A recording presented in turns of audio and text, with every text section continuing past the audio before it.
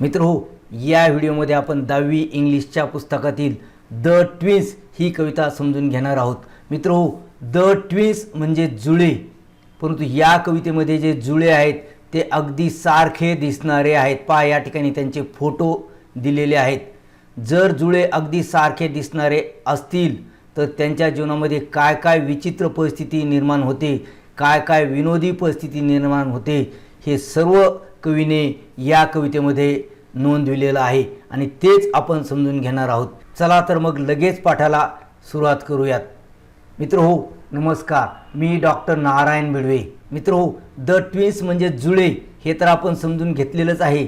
या कवितेची एकूण 4च कडवी आहेत. प्रत्येक कडव्यामध्ये 8 ओळी आहेत. अशा प्रकारे 8 ओळी असलेली 4 कडवी या कवितेमध्ये आहेत आणि या कवितेच्या कवीचं नाव आहे हेनरी सॅम्ब्रुक ली. चला तर मग आता एका कडव्याचा सविस्तर अर्थ समजून घेऊयात. सर्वप्रथम आपण सर्व कडवं वाचून घेऊयात आणि त्यानंतर एका ओळीचा अर्थ आपण समजून घेऊयात. In form and feature, face and limb, I grew so like my brother, that folks got taking me for him and each for one another. It puzzled all our kith and kin. It reached a fearful pitch. For one of us was born a twin, yet not a soul knew which. कवी काय म्हणतोय? In form and feature म्हणजे दिसण्याने आणि चेहरापट्टीने, त्यालाच face and limb असं देखील कवीने म्हटलेलं आहे, चेहऱ्याने आणि अवयवाने. I grew so like my brother, so like म्हणजे माझ्या भावासारखाच मी दिसत होतो. That folks got taking me for him, लोक चुकायचे आणि काय करायचे, ते मला तो समजत, मला माझा भाऊ समजत. समजा लेखकाच्या भावाचं नाव जॉन आहे, मलाच जॉन समजत. टेकिंग मी फॉर हिम म्हणजे मला तो समजत. अँड ईच फॉर वन अनादर आणि आमच्या प्रत्येकाला दुसरा समजत. इट पझल्ड ऑल ऑर किथ अँड किन, त्यामुळे आमच्या सर्व किथ अँड किन म्हणजे मित्र आणि नातेवाईकाचा गोंधळ उडत असे. पझल्ड म्हणजे गोंधळ उडत असे. It reached a fearful pitch आणि हे इतक्या भीतीदायक पातळीवर पोहोचलं. फिअरफुल पिच म्हणजे भीतीदायक पातळी. For one of us was born a twin, कशामुळे?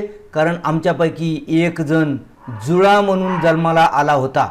Eight not a soul knew which, तरी देखील नॉट अ सोल म्हणजे कुणालाही माहीत नव्हतं की कोणता आमच्यापैकी जुळा आहे.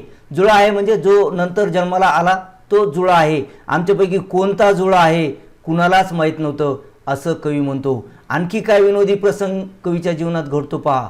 One day to make the matter worse, before our names were fixed, as we were being washed by nurse, we got completely mixed.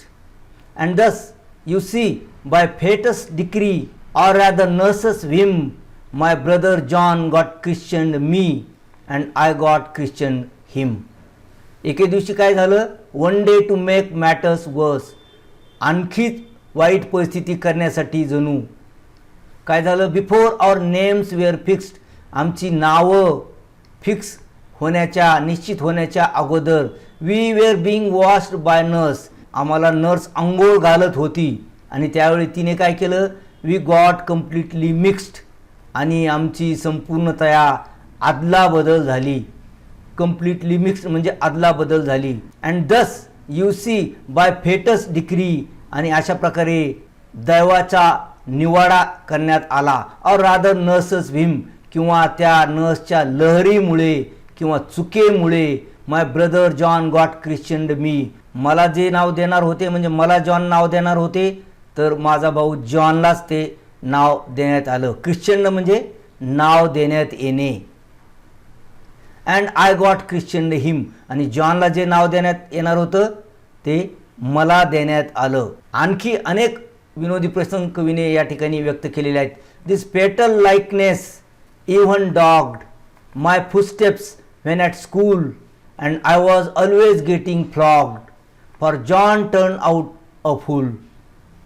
I put this question fruitlessly to everyone I knew, what would you do if you were me to prove that you were you.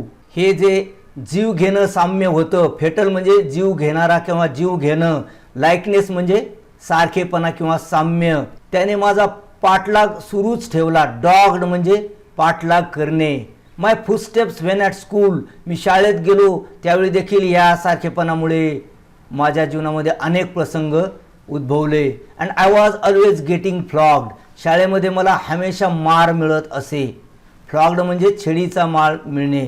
कशामुळे? For John turn out a full, कारण John हा गाढव होता, जॉनला काहीच कळत नव्हतं आणि त्याची शिक्षा मला मिळायची. आय पुट दिस क्वेश्चन फ्रुटलेसली, आणि हा प्रश्न मी निरर्थकपणे लोकांच्या समोर ठेवत असे. टू एव्हरीवन आय न्यू, ज्या ज्या लोकांना कवी ओळखत असे त्यांच्यासमोर कवी हा प्रश्न ठेवत असे. What would you do if you were me, तुम्ही माझ्या ठिकाणी असता तर तुम्ही काय केलं असतं. To prove that you were you, सिद्ध करण्यासाठी. काय सिद्ध करण्यासाठी? तुम्हीच आहात म्हणजे तुमची ओळख पटविण्यासाठी तुम्ही माझ्या ठिकाणी असतात तुम्ही काय केलं असतं. हा प्रश्न कवी अनेक जणांना विचारत असे. आणखी कवीच्या जीवनामध्ये काय घडतं पहा. Our close resemblance turn the tide of my domestic life, for somehow my intended bride became my brother's wife. In fact year after year the same absurd mistakes went on, and when I died the neighbors came and buried brother John. पहा, या ठिकाणी तर उच्चांकच होतो.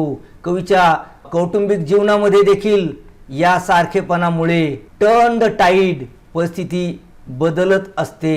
काय परिस्थिती बदलते? My close resemblance turn the tide of my domestic life, माझ्या कौटुंबिक जीवनाची परिस्थिती देखील आमच्या या सारखेपणामुळे बदलली असं कवी सांगतो. For somehow my intended bride, कसं तरी करून माझी ठरविलेली नवरी, त्या नवरीचं काय होतं? बिकेम माय ब्रदर्स वाईफ, माझ्या बंधूची पत्नी, जॉनची पत्नी बनते. म्हणजे कवीसाठी जी मुलगी ठरविलेली असते तिचं लग्न कवीच्या बंधूसोबत जॉनसोबत होतं.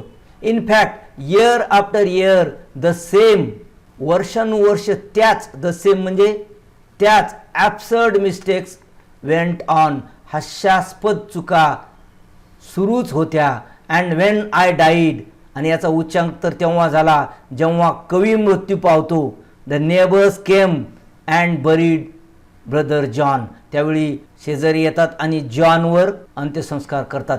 या ठिकाणी थोडी ही ओळ जरा जास्तच अतिशयोक्तीची वाटते, कारण असं होऊ शकत नाही. ॲक्च्युली जॉन मृत्यू पावतो, परंतु सगळे लोक समजतात की कवीच मृत्यू पावला आणि म्हणून ते काय करतात, कवी मृत्यू पावला असं समजतात आणि जॉनवर अंत्यसंस्कार करतात. अशा प्रकारे हे कन्फ्युजन कवीच्या जीवनामध्ये घडतच राहतं. त्याची कैफियत, त्याची कथा विनोदी पद्धतीने कवीने सांगितलेली आहे आणि या कवितेचे कवी आहेत हेनरी शॅम्ब्रूक ली. आता आपण या कवितेचं पोएटिक ॲप्रिशिएशन करणार आहोत. मित्रो, आशा करतो की हा व्हिडिओ तुम्हाला आवडला असेल. व्हिडिओ आवडला असल्यास त्याला लाईक करा, आपल्या मित्रांसोबत व्हिडिओ शेअर करा आणि चॅनलवर पहिल्यांदाच आलेले असल्यास चॅनलला सबस्क्राईब करून बाजूची घंटीसुद्धा दाबा. आणि या कवितेचं पोएटिक ॲप्रिशिएशन या व्हिडिओमध्ये केलेलं आहे. हा व्हिडिओ अवश्य पहा. भेटूया असेच पुढील व्हिडिओमध्ये. तोपर्यंत have a good day. Thank you.